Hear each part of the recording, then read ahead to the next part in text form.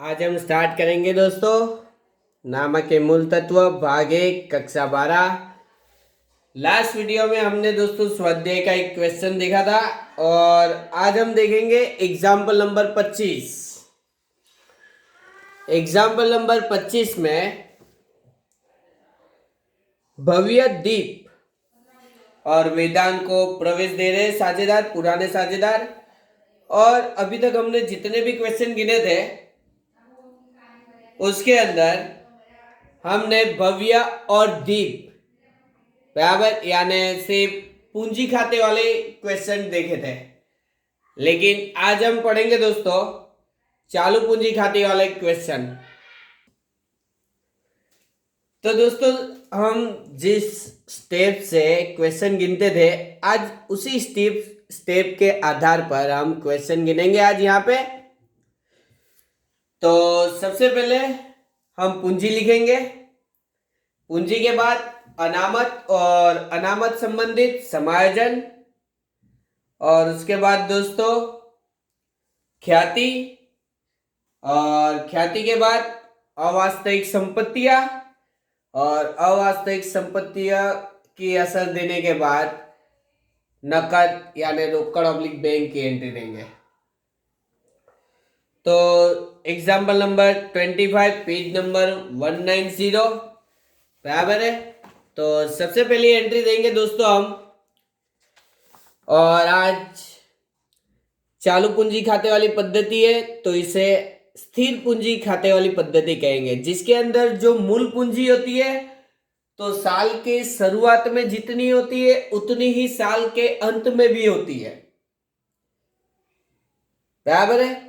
तो आज जितनी भी जो पूंजी खाते में एंट्री देते थे बराबर, तो सारी की सारी पूंजी के अलावा बाकी सारी की सारी जितनी भी एंट्री आए वो चालू पूंजी खाते में एंट्री देंगे आज हम। तो सबसे पहले पूंजी लिखेंगे दोस्तों, तो यहां पे लिखेंगे शेष आगे लाए। तो शेष आगे लाए दोस्तों 1 लाख और 1,30,000।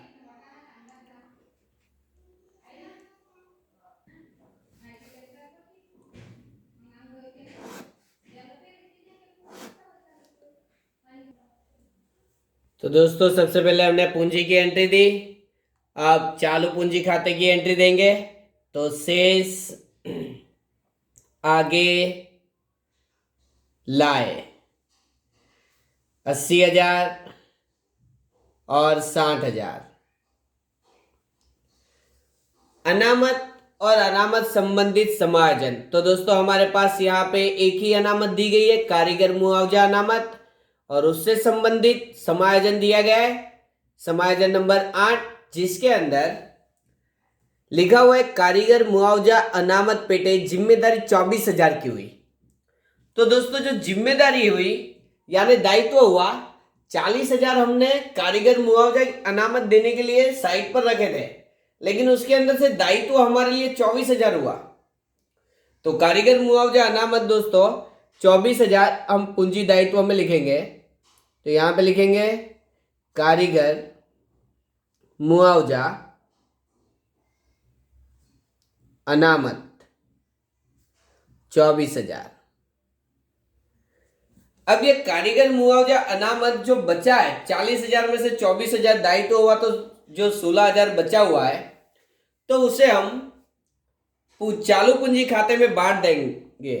तो बांट देंगे तो कहां पे, जमा बाजू। तो यहां पे लिखेंगे कारीगर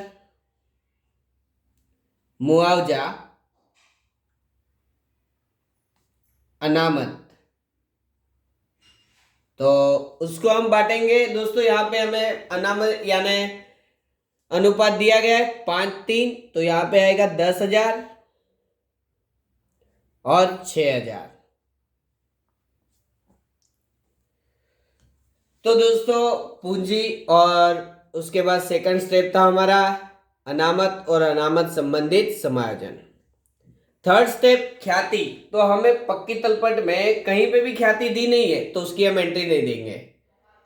और उसके बाद यहाँ पे अवास्तविक संपत्तियां भी नहीं दी गई है। तो रोकड़ ऑब्लिक बैंक दिया गया है, तो रोकड़ ऑब्लिक बैंक लिखेंगे हम यहाँ पे। शेष आगे लाए, तो दोस्तों हमारे पास शेष आगे लाए रोकड़ ऑब्लिक बैंक बची हुई है 40,000, तो हम 40,000 लिख देंगे। ये उधार है, ये जमा है, आपको कोई प्रॉब्लम ना हो उसके लिए लिख रहा हूं मैं।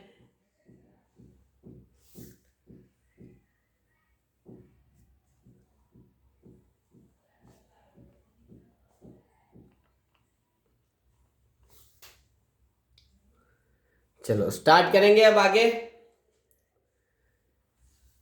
तो सबसे पहले समायोजन, फर्स्ट समायोजन वेदांग रुपया 50,000 अपना निजी फर्नीचर पेड़ी में लाएगा। तो दोस्तों इस बार जो नया साझेदार है वो रुपये नहीं ला रहा है, लेकिन वो पूंजी के तौर पे फर्नीचर ला रहा है। तो फर्नीचर धंधे में ला रहा है, तो फर्नीचर यानी संपत्ति बढ़ेगी, तो संपत्ति में लिखेंगे फर्नीचर। तो हमारे पास फर्नीचर होगा 50,000। और उसकी सेकंड एंट्री देंगे दोस्तों हम पूंजी खाते के जमा बाजू, फर्नीचर खाता।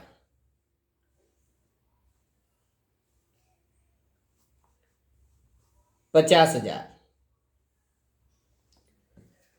अब दोस्तों सेकंड समायोजन, तो देनदारों में से 40,000 वेदांग चुकाएगा, उसकी पूंजी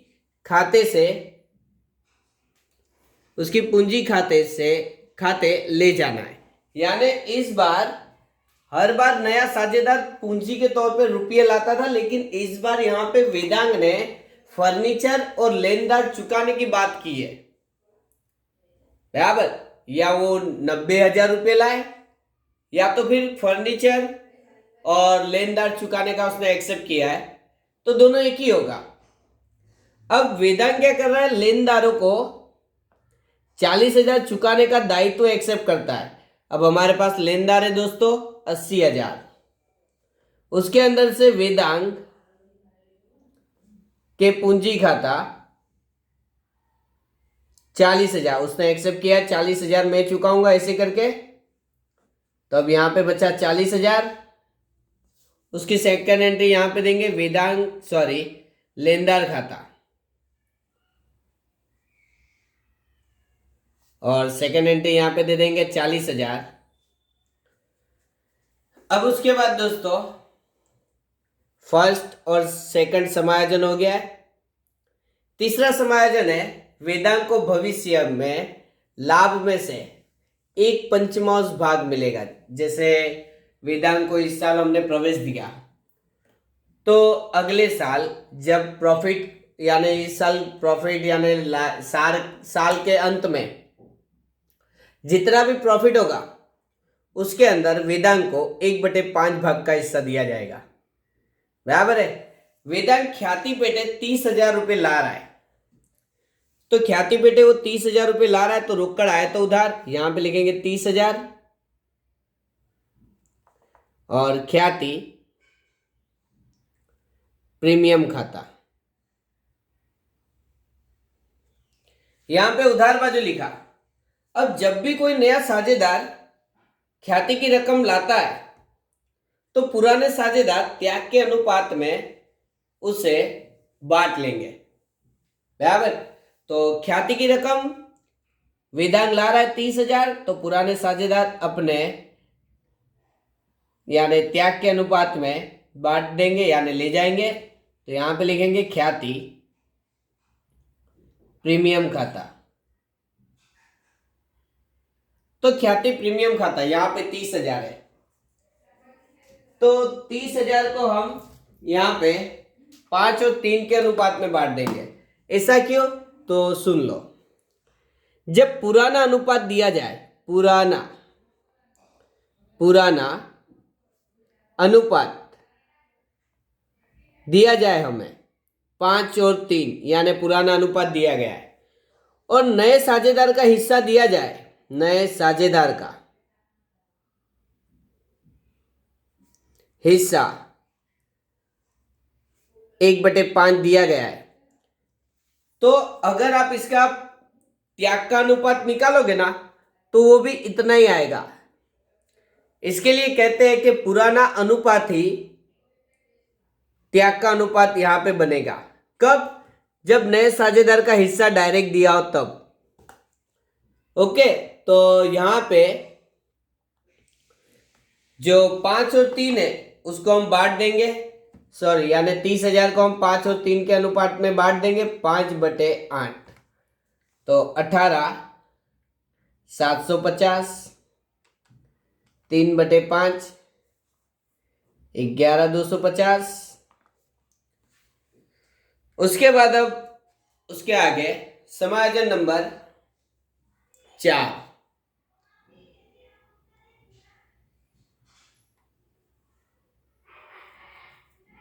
बराबर 30,000 ख्याति के हमने बांट दिए।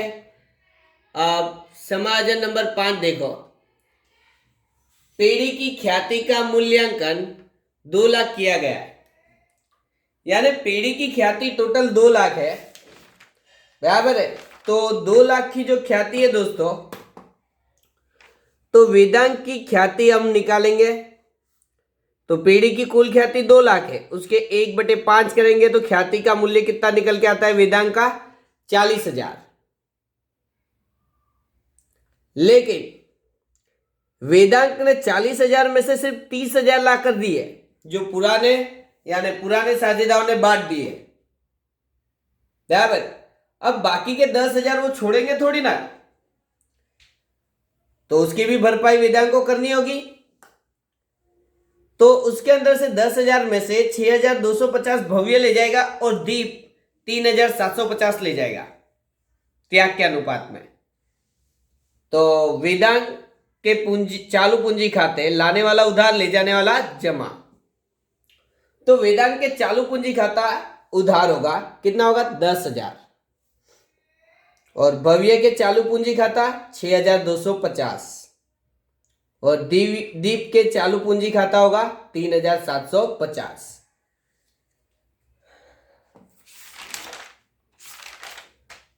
तो यहां पे लिखेंगे वेदांत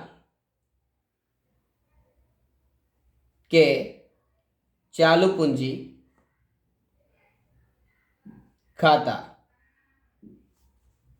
भव्य में लिखेंगे 6,250, 6,250 और 3,750। इसकी सेकेंड एंट्री देंगे दोस्तों यहां पे, भव्य के चालू पूंजी खाता और दीप के चालू पूंजी खाता।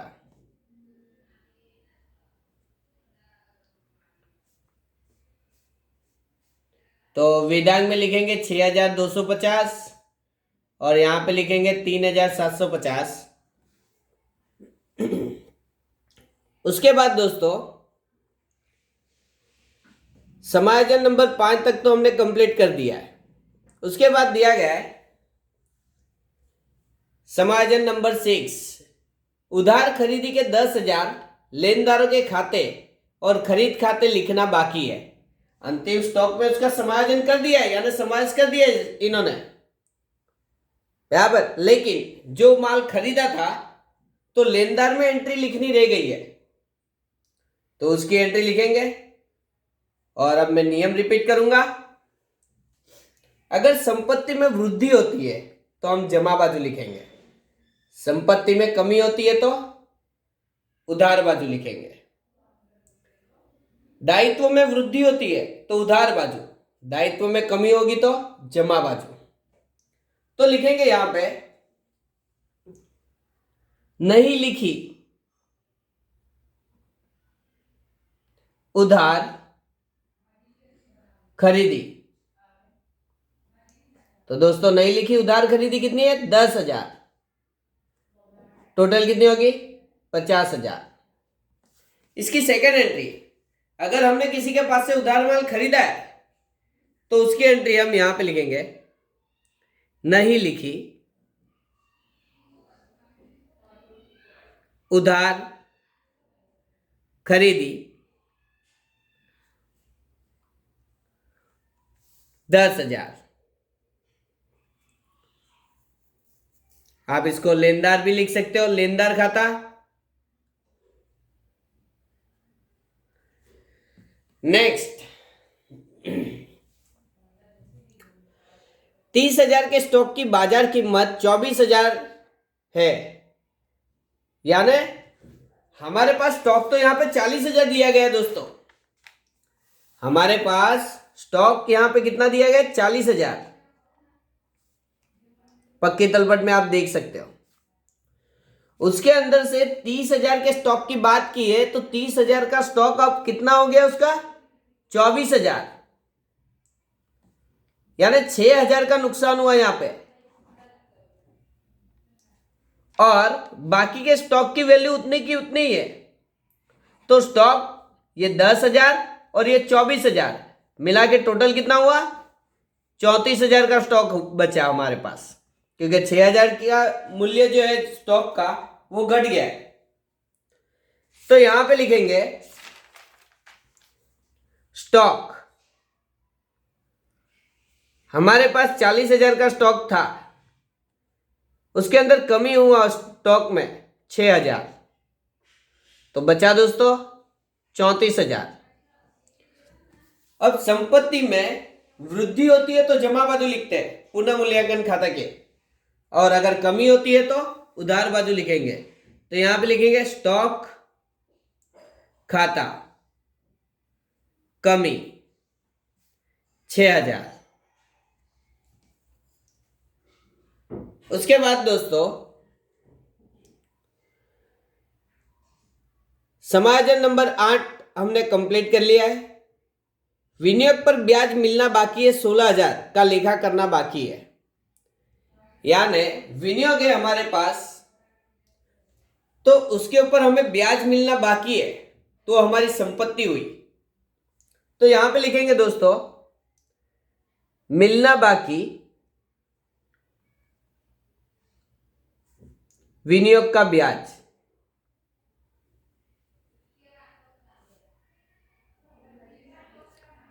तो विनियोग का ब्याज है दोस्तों 16,000। और अगर हमें किसी के पास से लेना है तो हमारी संपत्ति है, संपत्ति में वृद्धि कहलाती है। तो हम यहां पे लिखेंगे मिलना बाकी विनियोग का ब्याज 16,000।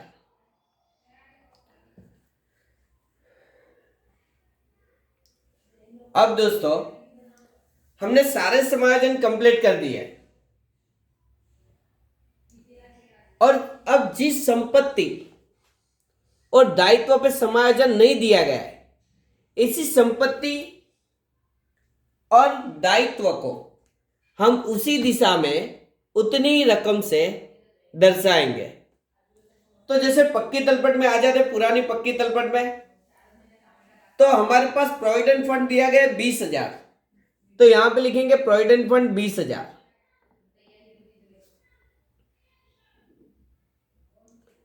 लेनदार हो गया है। कारीगर मुआवजा अनामत की भी एंट्री दे दी है हमने, पूंजी खाते की भी एंट्री दे दी है, पूंजी चालू पूंजी खाते की भी हमने एंट्री दे दी है। संपत्ति लेना में जाएंगे अब, तो संपत्ति लेना में बैंक की एंट्री हो चुकी है। देनदार, तो देनदार बाकी है तो उसको हम लिख देंगे यहां पे देनदार। तो देनदार है दोस्तों हमारे पास 60,000 का। स्टॉक, तो स्टॉक की एंट्री हो गई है क्योंकि उसके ऊपर समायोजन दिया गया था। अब यहां पे मकान, तो यहां पे लिखेंगे मकान, तो मकान है दोस्तों हमारे पास 3 लाख, और विनियोग तो विनियोग है 70,000। अब पक्की तलपट में जितनी चीजें दी थी सबकी एंट्री कर दी है, समायोजन भी जितने थे सारे के सारे कंप्लीट कर दिए। तो सबसे पहले पुनः मूल्यांकन खाता बंद करेंगे हम। तो यहां पे देखो दोस्तों, उधार और जमा में सेम टोटल हो रहा है 16,000 और 16,000, यानी पुनः मूल्यांकन में हमें कोई लाभ नहीं हुआ और कोई हानि नहीं हुई। अगर लाभ भी होता है या हानि भी होती है तो पुनः मूल्यांकन का जो लाभ हानि है बराबर, तो हम कहां ले जाएंगे, चालू पूंजी खाते में। लेकिन यहां पे तो कुछ हुआ ही नहीं है, ना लाभ हुआ है ना हानि हुई है। अब इसके बाद हम क्लोज करेंगे साझेदार का पूंजी खाता।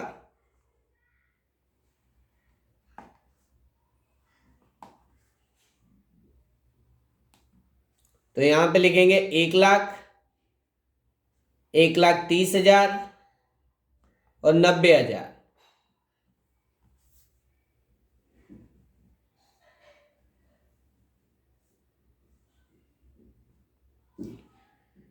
एक लाख, 1,30,000 और 1,90,000। तो यहां पे लिखेंगे शेष आगे ले गए।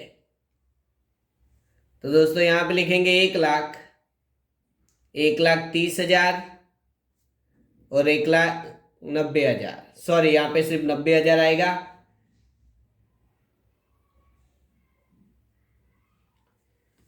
अब ये पूंजी हमारे अंत की पूंजी हुई।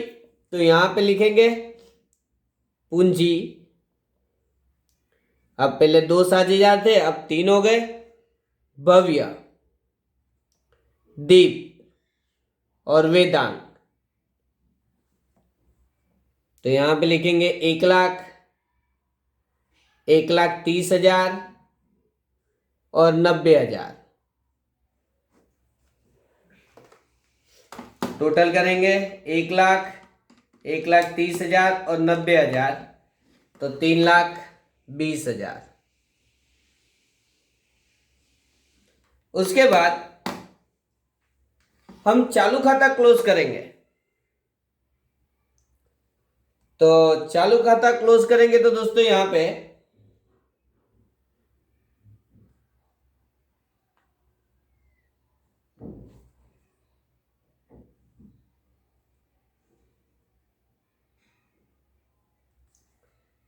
सबसे पहले भव्य का खाता क्लोज करेंगे 80,000, 10,000, 18,750, 6,250। तो 1,15,000, 1,15,000 शेष आगे ले गए। तो यहां पे 1,15,000 उसकी अंतिम चालू खाते की शेष निकलेगी। दीप 60,000, 6,000, 11,250, 3,750, तो 81,000।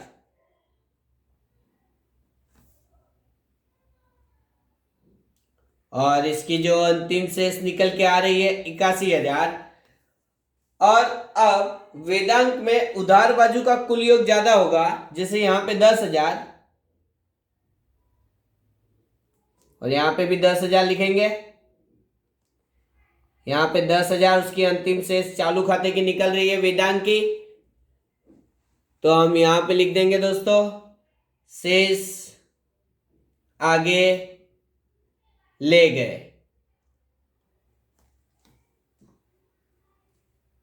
चलो अब यहां पे लिखेंगे, अगर उधार बाजू है तो पूंजी दायित्व में लिखेंगे और जमा बाजू है तो संपत्ति लेना में अंतिम शेष लिखेंगे। तो चालू खाता,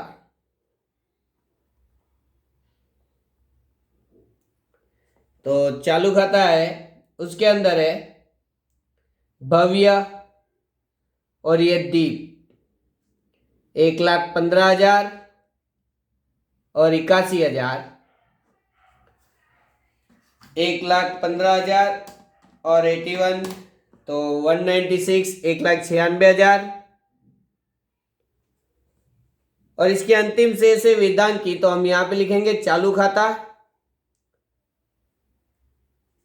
वेदांत और यहां पे 10,000। अब उसके बाद रोकड़ ऑब्लिक बैंक 70,000 और यहां पे भी लिखेंगे 70,000। शेष आगे ले गए 70,000। अंतिम नकद निकल के आ रही है इसकी 70,000।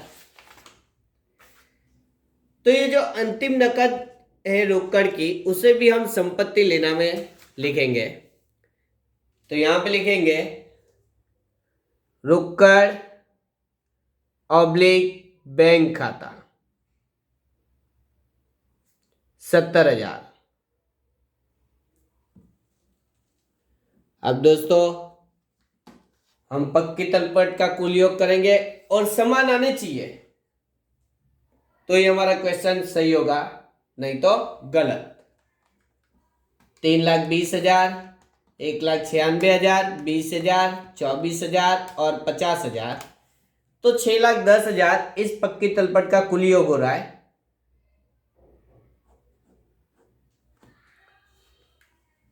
50,000, 3,00,000, 70,000 संपत्ति लेने का कुल योग करेंगे।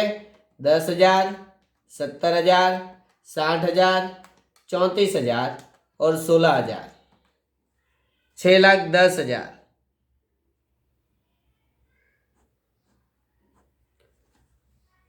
तो अब यहां पे बराबर ये क्वेश्चन हर तरह से कंप्लीट हो चुका है।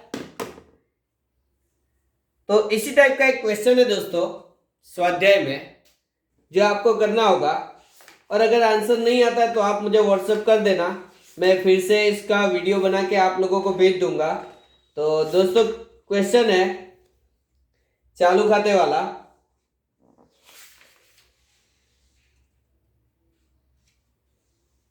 Question number 13।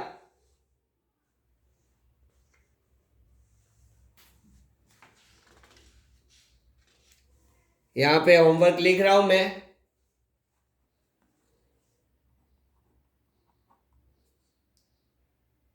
स्वाध्याय में क्वेश्चन नंबर 13 एबीसी वाला क्वेश्चन है, जो आपको घर से गिनना है। सेम कॉपी टू कॉपी है। अगर आंसर नहीं आता है तो आप फिर मुझे व्हाट्सएप पे बता देना कि सर इसका आंसर नहीं आ रहा है, तो आप फिर से एक और एक वीडियो बना दो, तो मैं बना दूंगा।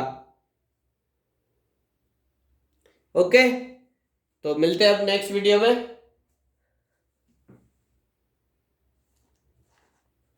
एक मिनट बाकी है, तो जो स्टॉक की एंट्री है और ख्याति की एंट्री है वो बता रहा हूं मैं आप लोगों को। तो वेदांत की ख्याति 40,000 उसको उसके हिस्से की लानी थी, लेकिन वो 30,000 ही लाया। तो पुराने साझेदार तो त्याग के अनुपात में पुरानी ख्याति को बांट लेंगे, और जो 10,000 है उसे छोड़ेंगे थोड़ी ना, कोई वो भी तो रकम लेंगे ना, तो उसकी भी एंट्री देंगे। तो लाने वाला उधार, ले जाने वाला जमा। तो वेदांत को और 10,000 रुपये लाने थे, तो लाने वाला उधार और ले जाने वाला जमा, तो उसकी एंट्री चालू पूंजी खाते में देंगे। और यहां पे स्टॉक की बात करें तो स्टॉक हमारे पास 40,000 है, उसके अंदर 30,000 का स्टॉक, उसकी वैल्यू हो गई 24,000, यानी 6,000 की वैल्यू घट गई स्टॉक की। और जो बाकी का 10,000 था, 40 में से 30 और यहाँ पे 10, तो 10 की वैल्यू तो उतनी की उतनी ही है, और 30 की वैल्यू कितनी हो गई 24, तो 24 प्लस 10 कितने हो गए 34,000। यानी 40,000 में से 6,000 स्टॉक की वैल्यू घट जाएगी, तो बची कितनी 34,000। 6,000 घट जाएगी तो बचेगी कितनी 34,000।